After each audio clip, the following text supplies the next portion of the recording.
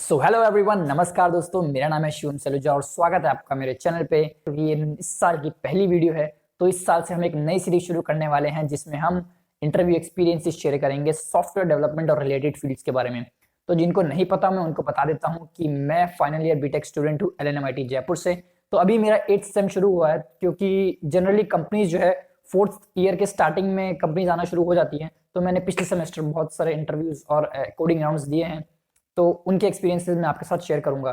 तो इस बार कोविड की वजह से प्रोसेस थोड़ा डिले हुआ, इंटरव्यू प्रोसेस जो प्लेसमेंट प्रोसेस है पूरा डिले हुआ। वो लगभग 1 महीना लेट शुरू हुआ हमारे कॉलेज में, क्योंकि हमारे कॉलेज में जो सबसे पहले कंपनी जो आती है वो अमेजन आती है। बट इस बार कोविड की वजह से थोड़ा सिचुएशन डिफरेंट थी, तो इस बार अमेजन फर्स्ट कंपनी नहीं आ पाई। तो जो सबसे पहले कंपनी आई हमारे कॉलेज में वो थी व्हाटफिक्स और यूनिकॉमर्स। तो व्हाटफिक्स जिसका मैं इंटरव्यू एक्सपीरियंस शेयर करने वाला हूँ वो है व्हाटफिक्स, जो कि one of the first company थी टू विजिट अवर कॉलेज। तो अभी उसी का पूरा प्रोसेस जानने वाले हैं कि क्या प्रोसेस था, हमने कैसे कोविड सिचुएशन में क्या कैसे वर्चुअल हुआ पूरा प्रोसेस, और क्या क्या राउंड्स थे, किस तरह से इंटरव्यूज हुए। तो वो पूरा प्रोसेस इस वीडियो में हम डिस्कस करने वाले हैं। तो चलिए शुरू करते हैं। व्हाटफिक्स का पूरा इंटरव्यू प्रोसेस। तो सबसे पहले जानते हैं व्हाटफिक्स हमारे कॉलेज में किस प्रोफाइल के लिए आई थी। तो व्हाटफिक्स जो हमारे कॉलेज में आई थी वो फुल स्टैक डेवलपर प्रोफाइल के लिए आई थी। तो उसका जो मेन स्किल सेट रिक्वायरमेंट थी, जो सॉफ्टवेयर डेवलपर के लिए जो बेसिक रिक्वायरमेंट होती है वो डेटा स्ट्रक्चर्स एंड एल्गोरिथम्स तो रहती है, साथ में जो स्किल सेट जो लैंग्वेज रिक्वायरमेंट थी वो जावा स्पेसिफिक रिक्वायरमेंट थी। तो उनका जो क्राइटेरिया था अप्लाई करने का वो था 5+ CGPA without any active backlog. तो आपकी 5 से ऊपर अगर CGPA है तो आप अप्लाई कर सकते थे उस एप्लीकेशन के लिए, उस कंपनी के लिए। तो हमारे बैच से लगभग 170 स्टूडेंट्स ने इसके लिए अप्लाई किया था, और जब शॉर्टलिस्टिंग निकल के आई तो लगभग 70 बच्चे शॉर्टलिस्ट हुए और 100 बच्चों को बाहर कर दिए गए। तो इसका जो मेन रीजन है कि कभी कभी कंपनीज ऐसा होता है कि कंपनीज को पर्टिकुलर नंबर ऑफ स्टूडेंट्स चाहिए होते हैं आपको ऑनलाइन कोडिंग राउंड देने के लिए। तो वो किस बेसिस पे सिलेक्शन करते हैं, वो CGPA बेसिस पे सिलेक्शन कर देते हैं। तो जैसे 5+ CGPA रिक्वायरमेंट था अप्लाई करने का, बट जब शॉर्टलिस्टिंग निकल के आई तो लगभग 100 बच्चों को सिलेक्ट नहीं किया गया, 70 बच्चों को शॉर्टलिस्ट किया गया। तो वो CGPA के बेसिस पे किया गया। 7+ CGPA जिनका था उनको शॉर्टलिस्टिंग कर दिया गया। और साथ में साथ अगर 7+ CGPA है और आपने अगर जावा नहीं लिखी है, क्योंकि उनको जो बेसिक रिक्वायरमेंट था, उनका जो मेन रिक्वायरमेंट था वो जावा था। तो अगर आपकी 7+ CGPA एंड आपने रिज्यूमे में अपना जावा लिखा है लैंग्वेज को, तो आपको शॉर्टलिस्ट कर लिया गया था।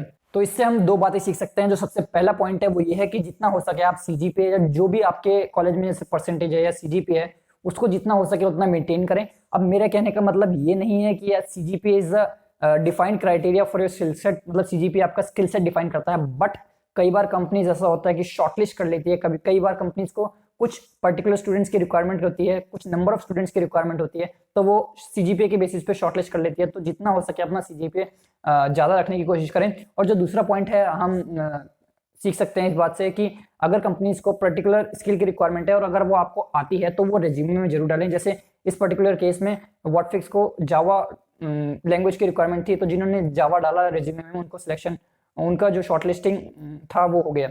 तो जितना आपको अगर नॉलेज है उस चीज की तो आप वो रिज्यूमे में डालें, क्योंकि मैंने कुछ स्टूडेंट्स को ऐसा देखा कि उनको जावा आती थी बट उन्होंने रिज्यूमे में नहीं डाला, तो उनका शॉर्टलिस्टिंग नहीं हुआ। तो ये 2 बातें सीख सकते हैं कि CGPA अपना जितना ज्यादा हो सके उतना ज्यादा रखें, और जो स्किल सेट कंपनी को रिक्वायरमेंट है अगर वो आपको आती है तो वो रिज्यूमे में जरूर डालें। जो सबसे पहला राउंड था वो ऑनलाइन टेस्ट था, जो कि 1 घंटे और 15 मिनट का था। जो सबसे पहला राउंड था उसमें 2 पार्ट में डिवाइड किया गया था। जो फर्स्ट पार्ट है उसमें MCQs पूछे गए थे, जो कि डेटा स्ट्रक्चर्स एंड एल्गोरिथम्स, जावा और उप्स कॉन्सेप्ट पर MCQs पूछे गए थे। जो सेकंड पार्ट था उसमें एक डेटा स्ट्रक्चर्स का क्वेश्चन पूछा गया था, जो कि मीडियम लेवल का था, और दोनों पार्ट 50-50 मार्क्स के थे। तो दोनों पार्ट का मिला के लगभग 100 मार्क्स का पेपर था, जो कि 1 घंटे और 15 मिनट का था। जो दूसरा पार्ट था उसमें जो कोडिंग क्वेश्चन पूछा गया था वो मीडियम लेवल का क्वेश्चन पूछा गया था। जो वो क्वेश्चन है वो मैं आपको डिस्क्रिप्शन में दे दूंगा, जिससे आप जाके ट्राई कर सकें। तो और जो इंपॉर्टेंट बात है कि इस कोडिंग राउंड में हमें C++ और जावा ही अलाउड की गई थी, पाइथन को अलाउड नहीं किया गया था। तो कुछ कंपनीज ऐसे होती हैं जो पाइथन को अलाउड नहीं करती हैं, तो ये एक उसमें से एक केस था। तो ये कोडिंग राउंड 70 स्टूडेंट्स ने लिया था, उसमें से लगभग 9 स्टूडेंट्स जो थे वो इंटरव्यू राउंड के लिए सिलेक्ट हुए थे। तो अब जानते हैं इंटरव्यू राउंड का एक्सपीरियंस। तो जिस दिन हमारा कोडिंग राउंड हुआ था उसके शाम तक उसकी शॉर्टलिस्टिंग आ चुकी थी। तो I was the one of the 9 students जो कि शॉर्टलिस्ट हुआ था इंटरव्यू के लिए।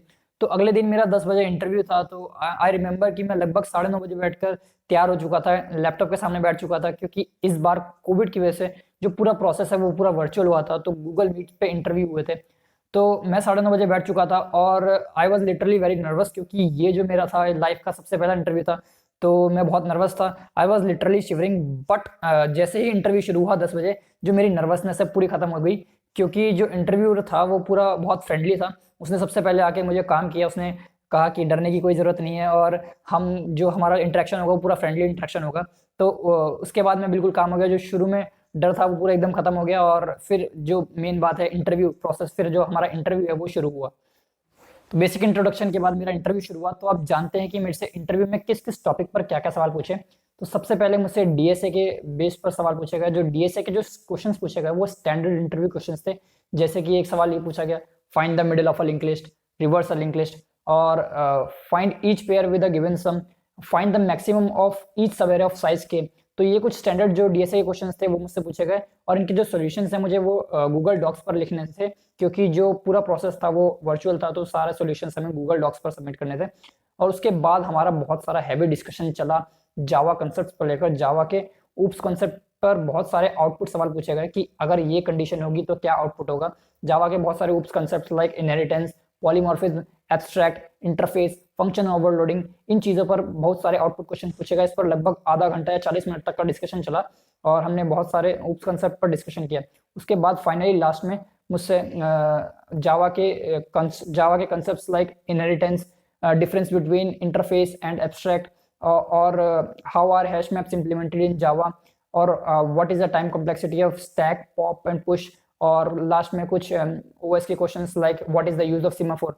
तो इस इंटरव्यू का मेन एसेंस था कि किस तरह से थोड़ा डेटा स्ट्रक्चर्स के नॉलेज और जावा का कोर कंसेप्ट के स्ट्रेंथ आपकी होनी चाहिए।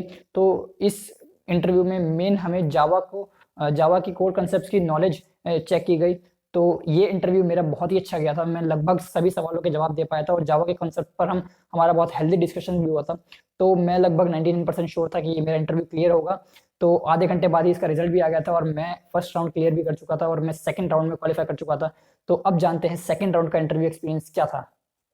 तो फर्स्ट इंटरव्यू के लगभग 1-2 घंटे बाद मेरा सेकंड इंटरव्यू शुरू हुआ, जिसमें सबसे पहले मुझसे प्रोजेक्ट के बारे में पूछा गया। तो जो रिज्यूमे में मैंने प्रोजेक्ट्स डाल रखे थे एंड्रॉइड के ऊपर, उसके बारे में डिस्कशन हुआ। उन्होंने मुझसे पूछा कि what is the most challenging part you implemented in project.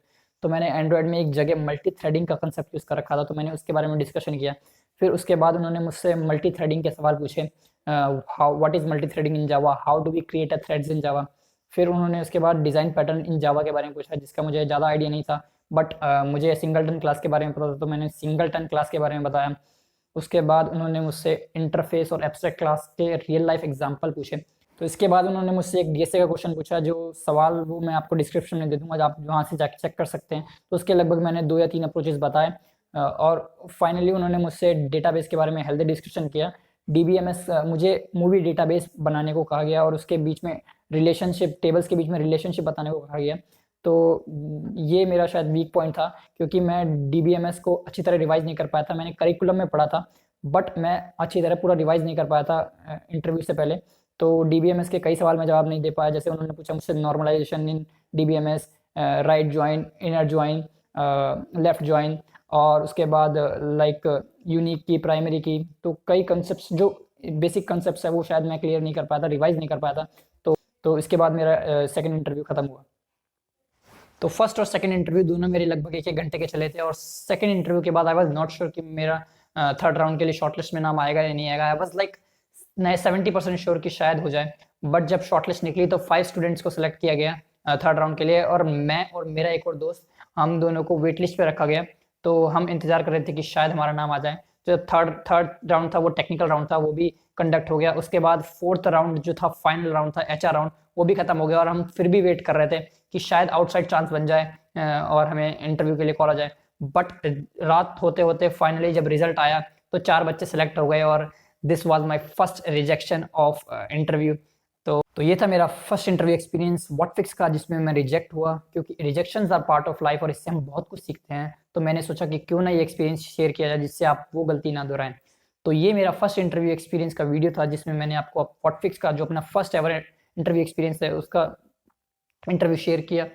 तो अगर आपको ये इंटरव्यू अच्छा लगा हो तो लाइक कर दीजिए, और कोई सजेशन हो कि किस तरह से हम अपने इंटरव्यू एक्सपीरियंस को बताने के तरीके को इम्प्रूव कर सकते हैं, क्या क्या एलिमेंट डाल सकते हैं, तो उसका सजेशन जरूर कमेंट बॉक्स में दीजिए, क्योंकि we learn as we grow. और अगर चैनल अच्छा लगा और कंटेंट अच्छा लगा तो सब्सक्राइब कर दीजिए, शेयर कीजिए, और मिलते हैं नेक्स्ट वीडियो में एक और नए इंटरव्यू एक्सपीरियंस के साथ। तो जय हिंद, वंदे मातरम।